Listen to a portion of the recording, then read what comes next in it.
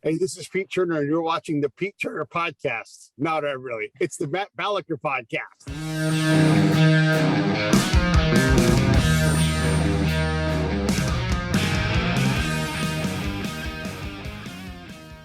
Hello, hello. Thank you once again for tuning in to the Matt Balaker Podcast. I'm super pumped today because we have our resident millennial, the Midwestern voice of reason, Eric Servone, joining us. How you doing, Eric? Good. You know, it's funny. Millennials taking a new definition now because we used to be the kids, and now there's a whole generation below us. So millennials are they're starting to get these like middle-aged memes about millennials, which is I'm not liking it. You're the cohort, Eric, that just bitches about not being able to afford homes. And right. That's where you're at. But you used to be the cool, sexy generation. And now you're being usurped. So it happens to the best of us. And there's good news. Now that you're not the first, most freshest one, when you guys say things like, we invented avocado toast.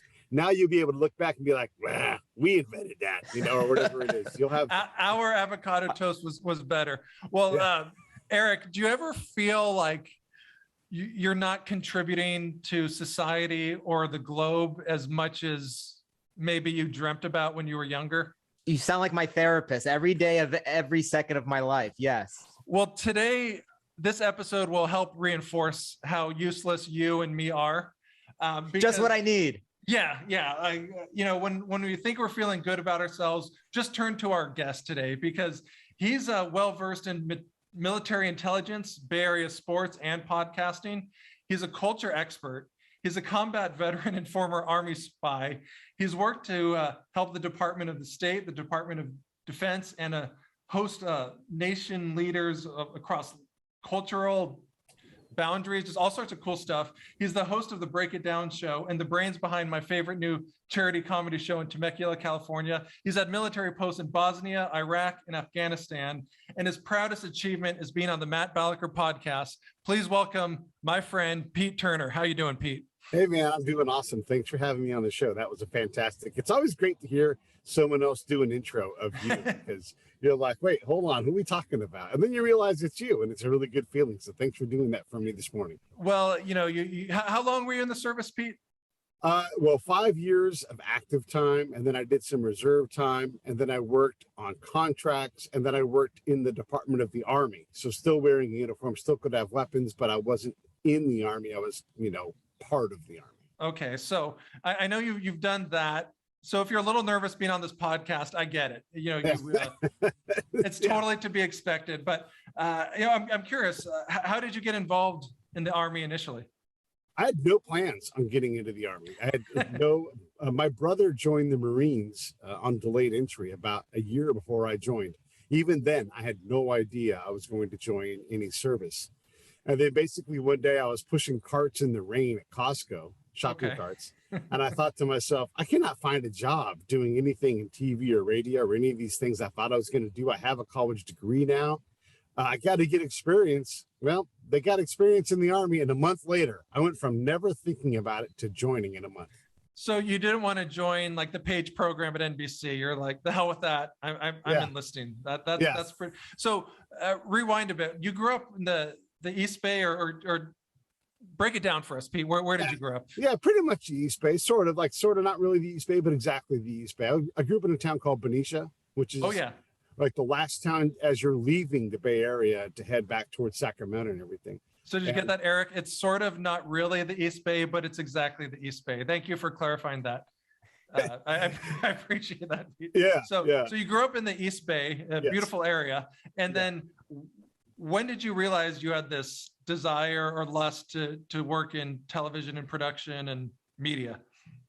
It was just a natural fit. I thought I would become like a sports announcer, and I worked really hard at it. I would go to A's games and kind of call the game by myself, like a crazy dude in the bleachers. But that's what you have to do to get good at it. And I got good. I won a little award or two at Cal State Hayward, where I went to school. And I thought all I'd have to do is just get started and I'll be on my way. And I'll be damned, it was hard to get started. And I thought you would have been perfect for the A's Moneyball philosophy. I mean, they probably could have gotten you on the cheap, and you have an excellent voice, and you still didn't get the gig. But you didn't quit, Pete, and I'm proud of you for that. Quit. Yeah. And yeah, you're right. And I would have loved to have worked for the A's, and I was in early in all that sabermetric stuff. So I would have been a pioneer in that area if I had the chance to work, but I didn't So get it. is sabermetrics, isn't that just like finding value in lay terms? Like, so why do they call it sabermetrics? Because it's an acronym. You know, Oh, okay. See? Yeah, it's just an acronym, that saber part. And it's just, stats, American, Bureau, Reggie. I don't know. It's something like that. Very, very interesting. So you grew up in the Bay Area. You cut your teeth at A's baseball games, but you're wearing a Dodgers hat. How does that work? Oh, I like the Dodgers too. I like any team from California. I'll root for the Giants. I'll root for anybody. I'm so I'm diplomatic. Yeah. I just want to see teams do well. So you like the Dodgers and the Giants. That's harmony personified. So that's right. That's right. I like California, right? And so I root for us to win. So if the Giants go to the World Series, I want them to win. Well, you start off on a good note, but Eric's a proud Pittsburgh native and probably not the biggest California sports fan. I hope we can all get along for the next 25, 30 minutes. I'm barely holding on here. I'm barely holding on.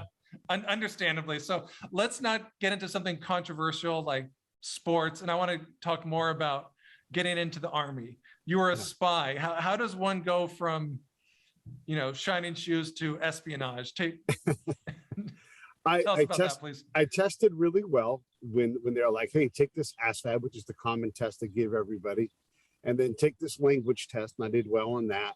And the next thing you know, they're like, you can have any job you want in the book. And again, keep in mind, I have no idea anything from anything. And so my recruiter said, the higher the number of the job, probably the better job it is. This thing says 97. I've never put anybody in this job. You have the highest scores of anybody I've ever recruited. And I was the last guy he put in the Army. Like when I was leaving the recruiting office, left on top. He had cardboard boxes. He was walking out. So he was going to go to Korea, I believe. And so he's like, try this counterintelligence job. I can't tell what it is. And that means that it's tricky and that'll be good. And he was right. It was cool. It was awesome. That's how I got started. You didn't do it because it was easy. You did it because it was hard. That's right. Yes. I like hard stuff.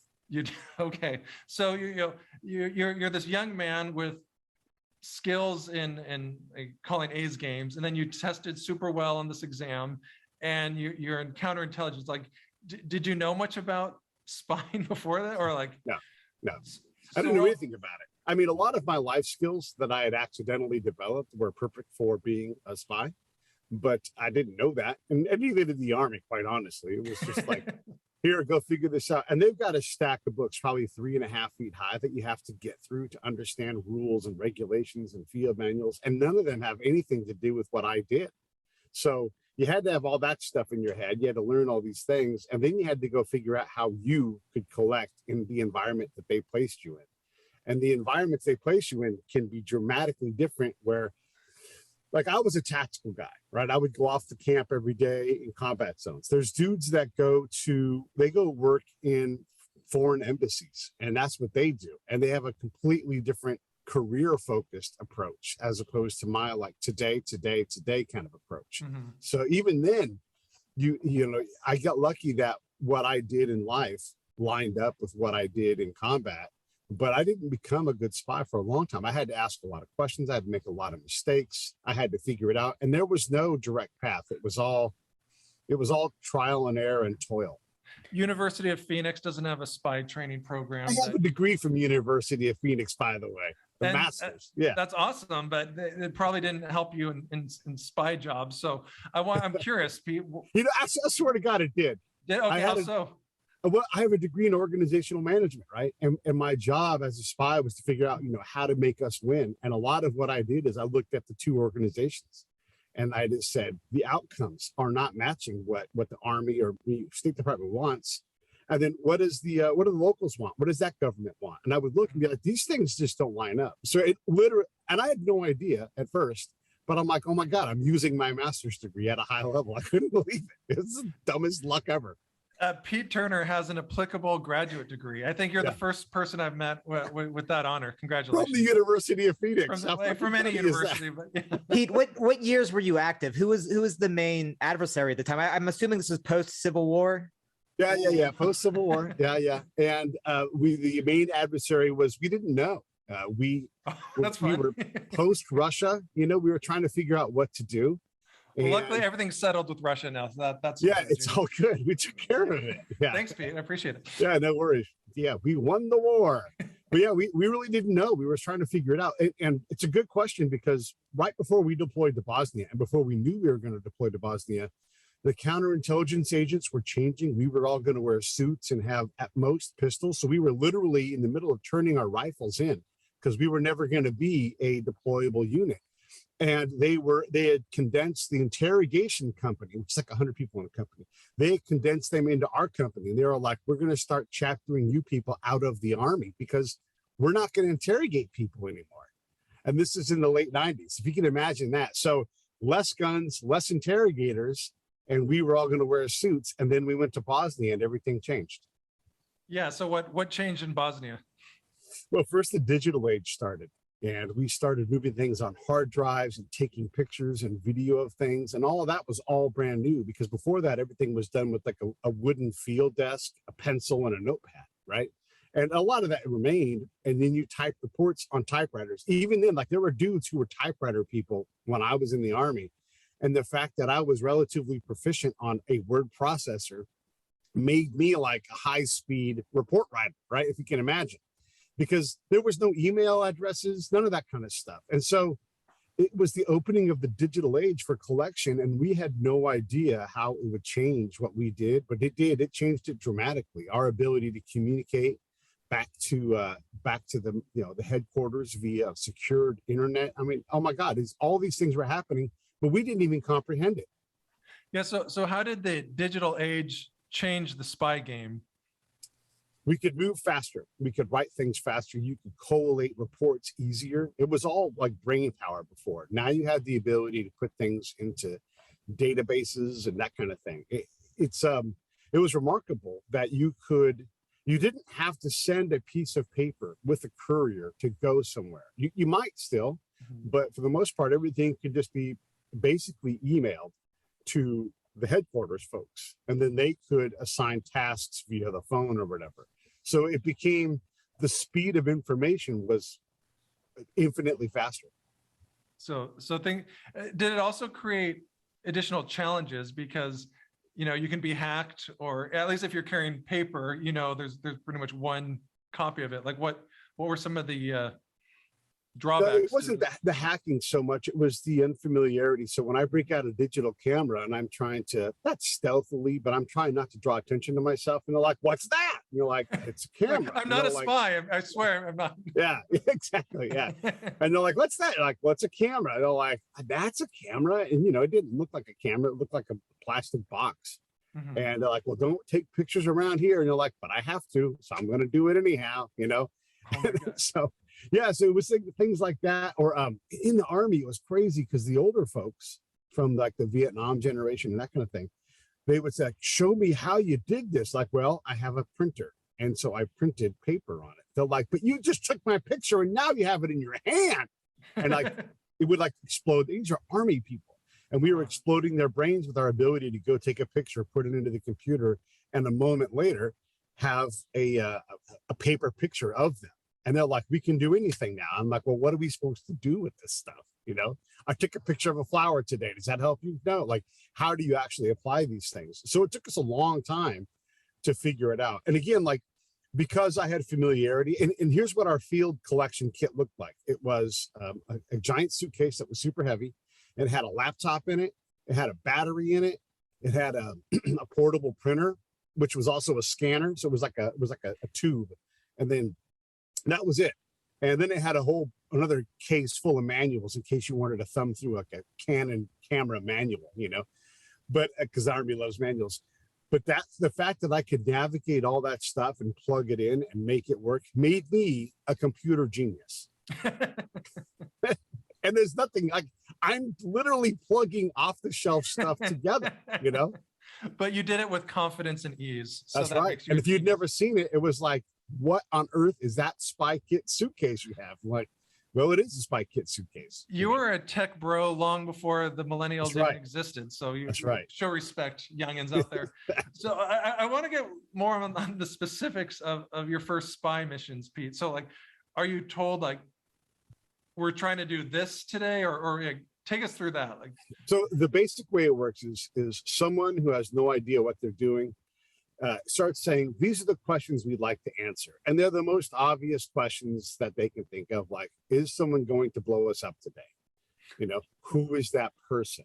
What will they use to blow us up? And that's like the extent of what they can come up with. But there'll be 100 of those questions.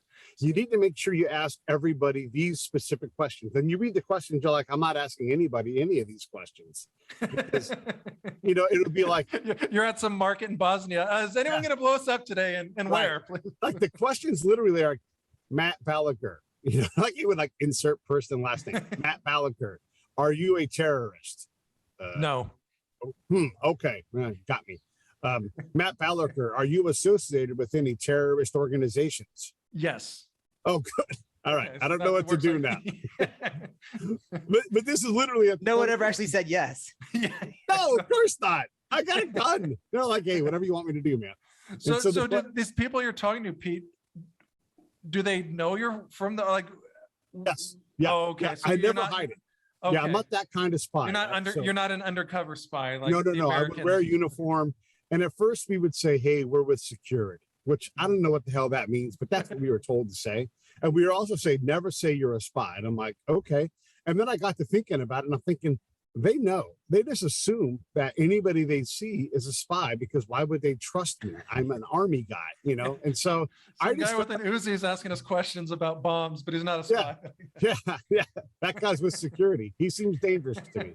And so I started, you know, taking my gear. Like I wear my gear like I'm supposed to, but when I got to a meeting, I would take my gear off, you know, and that alone is like a pretty big deal. But I'm like, I have to be like these people as much as possible. You know, I can't be this armor covered alien. I have to take this stuff off and be like, I'm like you guys. I want to figure out what's going on here in town. You know, who's bad, who's good, what works, what doesn't. Tell me everything. And that's what I figured out is because everybody in the military is focused on threat, that nobody was focusing on anything else. And there's all these other missions, like the mission in Bosnia was primarily to say, like, are these guys going to fight or not? That was the question. And it seemed like, no, they're not going to fight. So what else is going on? Where else do we need to provide help? Where do we need to get out of the way? No one ever asked these questions. I promise those questions were not on the list. And so that's what we started doing. We started finding out so much more about the region because we didn't act like a bunch of dicks looking for bombs. So if you're cool to people, they're generally nice to you back? For the most part, yeah. And you know that when you start to hear reports back and other collectors who aren't in your area hear about you, they're like, oh, that Pete guy, he's pretty cool. And I'm like, holy cow, these people talk behind my back about me and they like me. So I'm doing my job. I'm not going to change what I'm doing. And I've got reports to write every night. No one's like, hey, quit writing good reports. They're like, that's fantastic information. We hadn't heard any of this stuff or this stuff. Like a lot of times, like if I see a wildlife, like if I see like animal husbandry going on in some form or fashion, I'll annotate like, hey, I saw 5 chickens at this farm I was at. I don't know if anybody cares about that, but if no one reports it, then no one ever knows. Like these folks are not starving, you know, we're eating food. They have access to these things. I haven't met anybody who's starving yet. They might be low on supplies, but all of these things are intel. If you process it in a way, and it's not my job to process, it's my job to collect it and go, here's what I saw today. And then I let the analysts turn it into intelligence. So you're sort of a beat reporter. Yeah, in a lot of ways. And it really is, a beat reporter or a salesman as well, where I'm trying to talk people into doing things they might not otherwise want to do, you know? So Pete Turner's good at talking people into things they might not otherwise want to do. That's a valuable life skill. Yes. Yeah. Pete, what differentiated what you did being with the Army versus what a CIA agent would be doing? Scope and money. And so they're looking at longer term things. They're looking specifically for maybe a high level target. It's not that I'm not looking for those guys. I am, but I'm not going to focus on it. Here's the other thing. If I find someone who's really good, the CIA is going to come in and they're going to use their resources. They're going to take that guy from them, which is fine because they've got the resources to do that. So every time I find someone that the CIA wants, that's a good note for me. In the meantime, every day I'm going out and meeting people, and maybe you find 2 people in your career the CIA wants. Maybe you find more. It depends on the area that you're in. But they have more money. They have the ability to say, "We'll take you to America." All I can do is just drink whiskey with them and I'll get you drunk. yeah. I have a little bit of money. I have a little bit of booze. I have a lighter. I have these really simple things that I can trade for information. While the CIA guy, gosh, that guy he's got so much money. But I will tell you this, though, my ability to collect is in no way inferior to the CIA. We just have different places where we fill the holes, and they don't fill the holes I fill. I promise you right now, if me and a CIA guy go out, they'll do top shelf work and they'll be awesome at it. But the commander will be listening to me when I sit on his couch and talk to him about what I see every day. And that's what's important to me is, can I build influence? Am I valuable to the commander? Because if I'm not, I've got to adjust how I collect and find things that are valuable to that person. So what are some of the most valuable collectibles or pieces of intelligence that you discovered? It's interesting. The things that mattered the most, and this is Afghanistan and Iraq, because we're going there and trying to establish, a state, right? We always talk about nation, but this is state building. There's already a nation there. There's already people there. But we would go there to teach and train the police, teach and train the military, whatever it is, teach and train the government. But if I go into town and I can't find anybody ready to use that or recognizing that that's happened, it hasn't happened because it hasn't happened in Baghdad City, whatever. You're like, would you ever call the cops? No. Why not? Why would I call the cops? They're evil. They rob us. Then you go talk to the cops. Hey, man, what if someone bad came around? They're like, no. I don't stop cars, because if I stop a car, I get in trouble. If I get in trouble, I lose a month or two's worth of pay because my commander will take it from me. So I got to promise you, I'm not stopping cars. That's intel that nobody else ever collects. So what you hear is, hey, the police are doing monkey flips and IVs and learning hand-to-hand combat, and they're awesome, and they're going to go get all the bad guys. And the cops are like, no, we're not doing that. And so the commander wants to know this, because they're like, well, why are we training these guys so hard? What are we missing? Pete, what are we missing? And then I go back out and I work on what are we missing, and I try to fill that hole. There's no CIA guy on the planet that can do that. What were we missing? Well, we kept it all a secret. We love to classify things. So like we would have these cops out doing incredible training, like putting IVs into each other, but we would never do a story on that. Instead, we would do a story like Americans came out and went to the school and handed out books, and they didn't ever like here's your cops. Your cops are doing incredible things. We never could make someone we arrested go to court and then go to jail. They just got released a little while later, right? And so you have all these systems that flat out weren't working. And you have to work on trying to figure out how do we fix that. Like if we can't make Taliban dudes go to court and go to jail, well, there's a big problem with our ability to win. That's called losing in my book, and I don't know how to fix all those things because I'm one dude, know?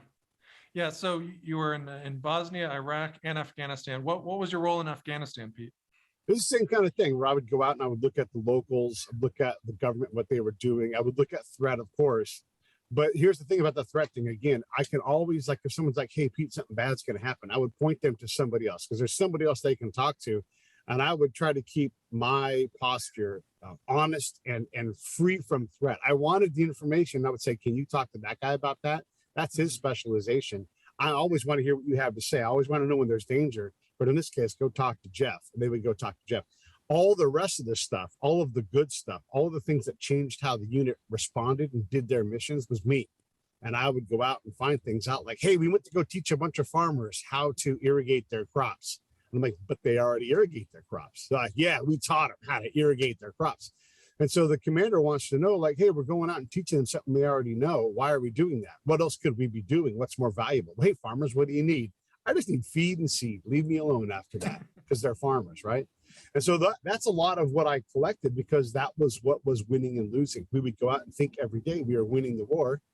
And legitimately, the agricultural team really did train these guys on how to do irrigation. But I went back and I said, hey, man, what did you learn today, Mr. Afghan farmer guy? And the guy was like, I learned how to water my crops. And I'm like, yeah. But in what language would you ask these questions, or how would you communicate? I would use an interpreter. Okay. But there's some of these languages are universal. So this guy, in this case, the guy's name was Sher Ali, and I'm like, yeah, but really, like, you've been a pomegranate farmer. If you're listening, thank you, Cheryl Ali. Thank you. Yes. Yeah. Hope you're still alive. Because he was an old dude. Oh, okay. 10 years ago. Yeah. So, I'm asking, like, you're generational pomegranate farmer. What do you need to learn about irrigation? He's like, nothing really. I'm like, well, then what did you really get out of it? Like, if I water my pomegranates less, I'll get bigger pomegranates. Are you going to do that? No. He laughed in my face. But first he went like this. This is international. Everybody understands this. Hey, are you going to actually do that? And he goes, oh. So he looked behind him to see who was around, right? And that's the key. And so you're right that he looks around to see what he's writing. And then is he going to water the way we said? No. And the commander wants to know that. I just sent people out into space using up an entire mission to teach them how to irrigate. And this guy is not going to do it. Why? Well, Pete asked that question too. Why? Why not? It's like, I can't risk it. This is my livelihood. What I do works. And I'm not going to change that. I'm a farmer. I know how to farm, So if you want to get me to change something, so I asked that question too, like, what would it take? I need to know for sure that this is going to work. And by the way, it's dangerous when I do stuff you guys tell me to do, because the Taliban want to kill me if I do that. Well, I've seen few seasons of The Americans, Pete, and I know the most valuable spy weapons are tits and ass. So if you can, that will get people to change. Yes. I've evidence of that. Women are great collectors, by the way, especially in Middle Eastern countries, because they don't see it coming. They're so randy about seeing a woman and so impressed that they're there talking. They're just like, wow, they're just blown away by any woman. Well, Eric has pretty strong arms, and I imagine maybe a six-pack. Like, he could probably get some good intel. If you were to create a job description for spies, Pete, what are the actual skills that you would want to see, on that job description?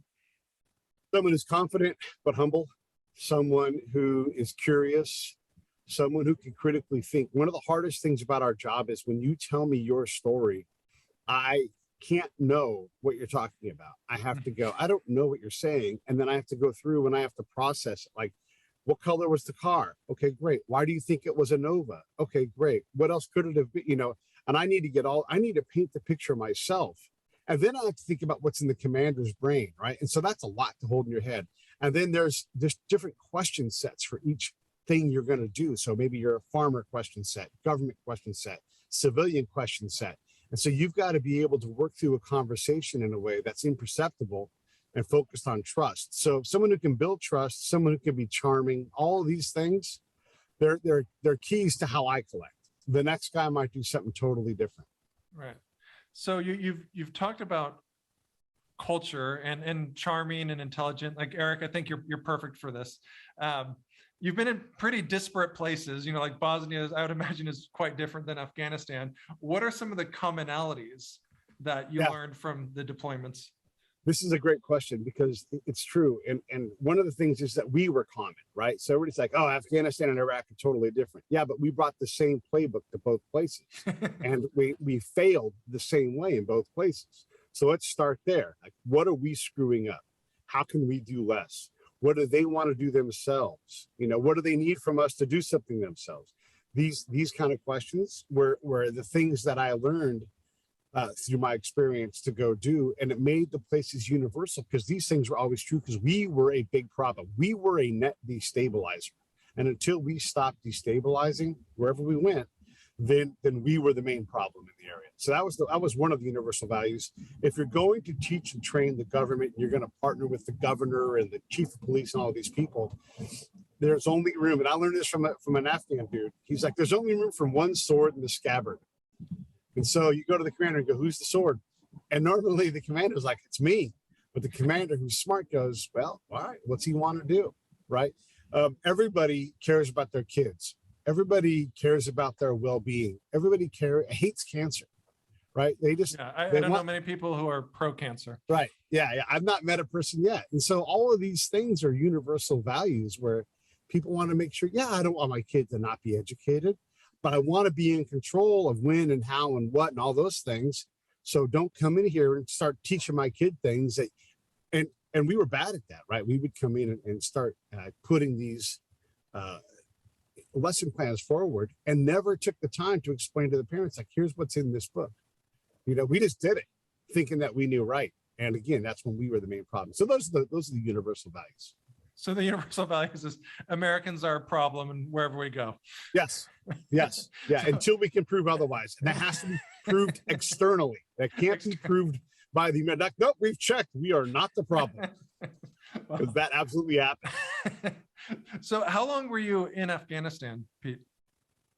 Let's see. Well, basically 2 years. 2 years. I spent more time in Iraq than Afghanistan, but again, same principles applied. So you got an associate degree in Afghan studies. That's right. That's right. Yes. And I want to get your take, because you were literally there.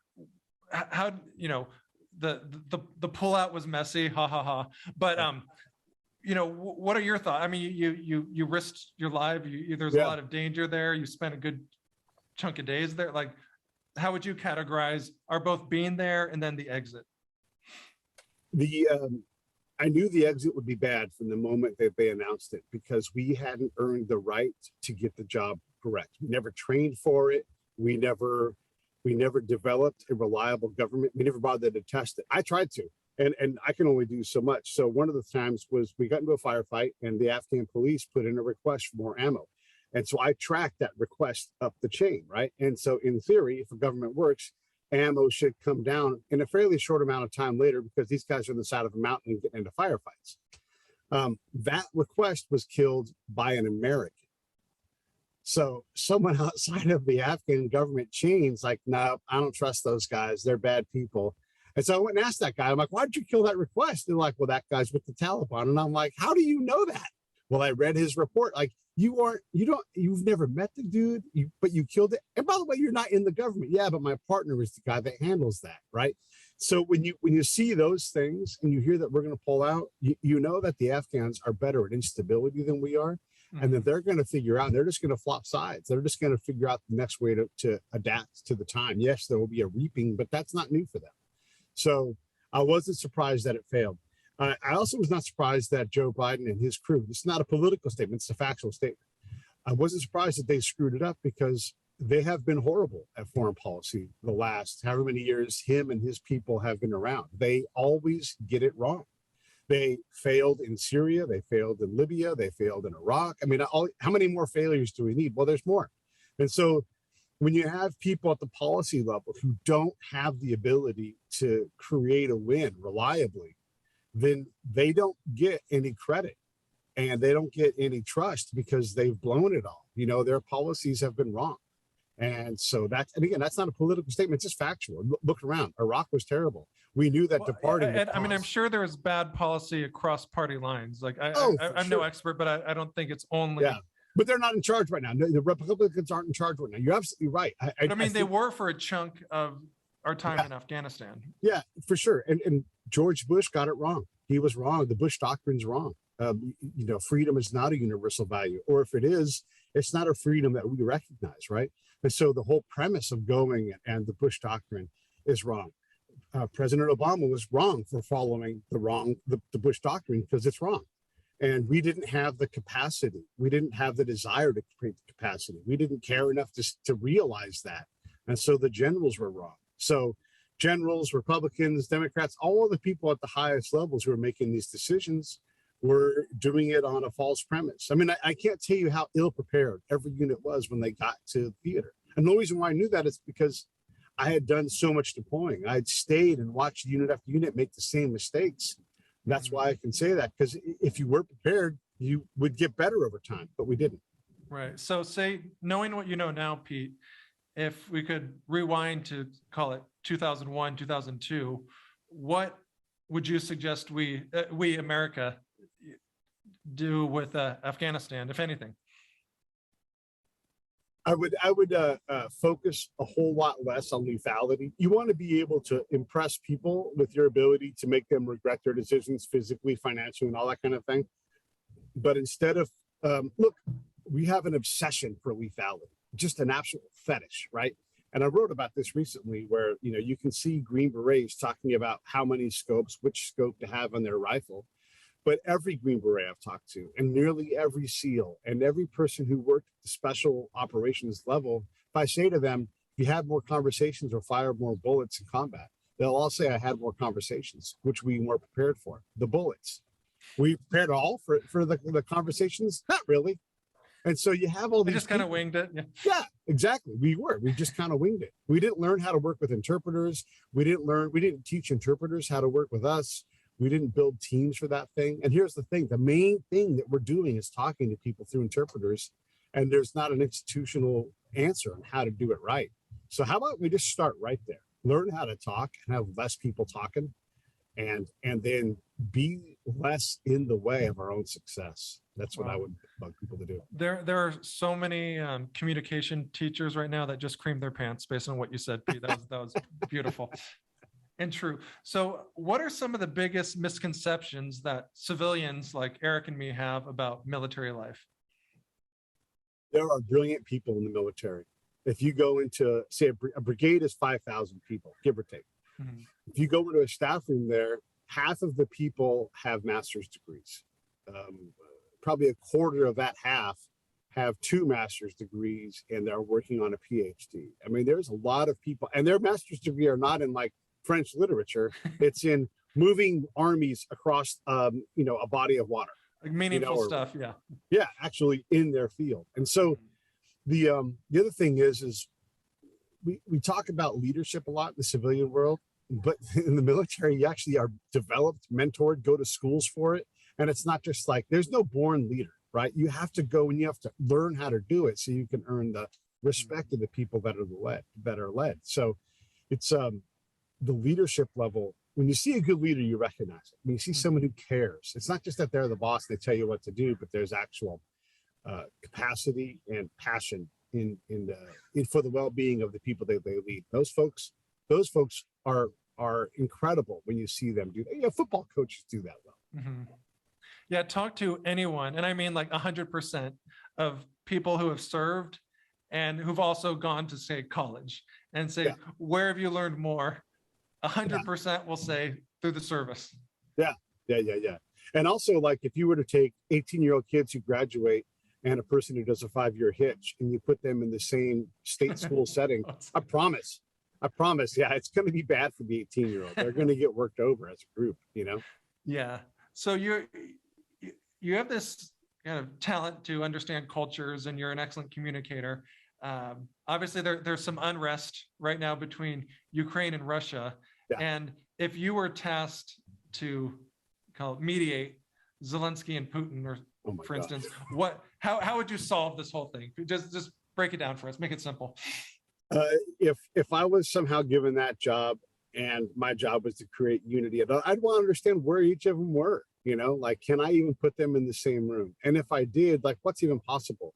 Whenever I try to solve these kind of problems, I'm like, what is the simplest, most reliable thing that we can just do right now? What's something we all agree on? Let's just get that out of the way and just stack some of those small wins. I wouldn't go for the big win until I had an understanding of what the problem was, because I don't know what the problem is. I can guess, but I got to hear it from them. What's the problem here? I know from my extensive Wikipedia research on the Cuban Missile Crisis, it was really an ability to save face. And please correct me if I'm wrong, but it seems like years later, that was it. It wasn't like American idealism won out. It was, we created a chance to save face. Is there a face-saving opportunity for Russia, in your opinion? Yeah, I think there is. And these are those off-ramps that we're always talking about trying to build, and we have to understand this. First off, we don't get the solution that we want, partly because we're the US and it's not our fight, right? And so if we get all upset about it, it's really nothing to do with us, right? And so you have to look at what Putin needs and what Zelensky needs. And maybe there'll be an exchange of land. Maybe there'll be some autonomy for Russian people in Ukraine. And then both of them can back away and say, yeah, because it's easy for Russia to pull back in the areas they don't want to. Look, they don't want to hold Ukrainian land. That's expensive and dangerous and deadly, right? So they want to have a negotiating chip where they can say, yeah, you guys can keep Kyiv. We don't care. Or Kiev, whichever one, whoever's talking, right? All that nonsense about how to say that. It's been called both. We all call it, it's not called chicken Kyiv, it's called chicken Kiev. Tomato, yeah. Tomato, right. It's the same damn word. So you look at that and you say, hey, Putin, we understand that part of this was, the Russian people that are here. How do we chill you guys out enough and also protect your Russian people? And then Zelensky, how about we create an autonomous zone in these regions? Can you stomach that? And then something like that is the answer. Oh, and by the way, here's a shitload of money from the United States for the boat. Right. That'll be part of it because somebody's going to get paid. But understand this, it is a multi-trillion-dollar problem right now as it stands. Okay. Well, that was helpful. I mean, it's still scary, but at least we get some context. Don't look for it to escalate, though. There's a whole lot of folks that are desperate for escalation. Understand that the Russian military is pretty much at its capacity right now. You can't go and they're losing whatever. Who knows what the numbers? Let's just say they're losing 1,000 people a day. You can't do that with military capacity and have actual trained people that you can put into tanks for very long. By the way, tanks, if they're not obsolete, I sure as hell don't want to be in it because they're death boxes, and they have been for a long time. People that are passionate about tanks don't believe that, but the reality is, get me the hell out of a tank, get me into a cafe. I'm more valuable to you.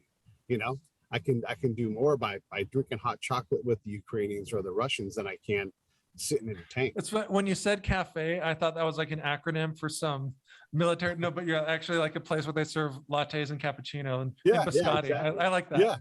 Yeah. Go get some biscotti, get a haircut, go to the market, talk to people, write a report, go home. Less nukes, more Italian cookies. I think that's our path too. More ass and titties. Hey, do you more like ass and titties? Yeah. So peace through ass and titties. Yes. So speaking of ass and titties, you're a big podcaster now. How did you transition, from 1,000+ combat missions to talking to rock stars and authors and tastemakers on a podcast? How'd that work? It was ridiculous. I would say it was poorly, but here I am. I've done it, and so you've hit the apex, Pete. Yeah.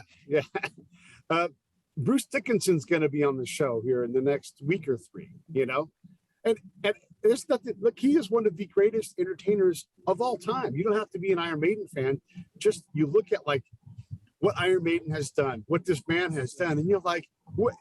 Who is that guy's above the greatest bar? Like you're in the greatest zone. Who's better, right? Euripides, okay, great. He's been there for longer, but it's incredible. So how did I do it? I just did spy stuff. I started talking to people and networking and getting to know folks and being able to get out of my house and go to a person and have them say, yeah, you know what? I wouldn't come to you, but if you come here, sure, I'll talk to you, And so I just did my spy thing, just relentlessly every day, go out, meet people. And I will tell you, honestly, I barely ask anybody to be on the show anymore. My network is so powerful now. And a long time ago, my show became more powerful than me. But the ability of my show just to self-book now. Basically, I had to tell the show, nope, that person can't come on the show. Nope, can't do it. Nope, not going to do it. And so I don't know how you do that other than through super, super hard work. And then all that said, all these successful people, 1.7 billion albums sold by my musicians, right? And my show's largely undiscovered. And it will always be true for everybody. I mean, even if 10 million people know you, that's nothing in the universe. It's nothing. It's nothing. So you record what, like 5 episodes a week, Pete? Or yeah, about that. I try to do 3 and I end up doing more because I suck at saying no. But I'm really gonna pare back and work on creating some other stuff. But yeah, about 5 a week right now. And lately with Ukraine, really about 6 or 7. So Ukraine's been good for business, is what you're getting. It's been good. It's kept me busy, that's for sure. And what's new? What's next for you? Well, I'm going to try to do some shorter forms of entertainment on the YouTube podcast side. And we have this thing called an album fight that I love, and it's so labor intensive. I think what I'm going to do is boil them down into little mini episodes. And basically, you take 2 albums of similar length, track 1 versus track 1, and you score it like a boxing match. And then each track is a round. And so you have a 10-round fight or a 12-round fight or whatever. And then you decide who wins. And then you get these remarkable discoveries as you go through it. It's just a wonderful exercise. So I want to get back to doing more of those, and I want to make them more consumable for people, because the whole conversation is interesting and it's a lot of fun to put together. But it's just a lot. It's an hour plus of people talking about music, and I think it doesn't spin like something smaller. So I'm going to try to figure that out. Very cool. So the podcast is the Break It Down Show with Pete Turner. Where else can people learn more about you and what you're up to? You can go to breakitdownshow.com. You can go, look, you just go to Facebook, just type in Pete A. Turner, I should come up, and you can find out a lot about me. I have a Medium channel. So if you type in Medium Pete A. Turner, I write a lot of stuff on there. I should be writing more, but because of Ukraine, I've been doing more recording. But yeah, I try to write a little bit, and sometimes I write about combat, sometimes I write about life. It just kind of depends on where my fancy is at and how to strike it. But yeah, so that Medium and YouTube, those are the two main places. Well, please check him out. Please come out to the Save the Brave comedy shows in Temecula, California. Pete Turner, I look forward to having you on again, but thank you so much for joining us today. Really appreciate it. My pleasure, fellas. Thank you so much for having me.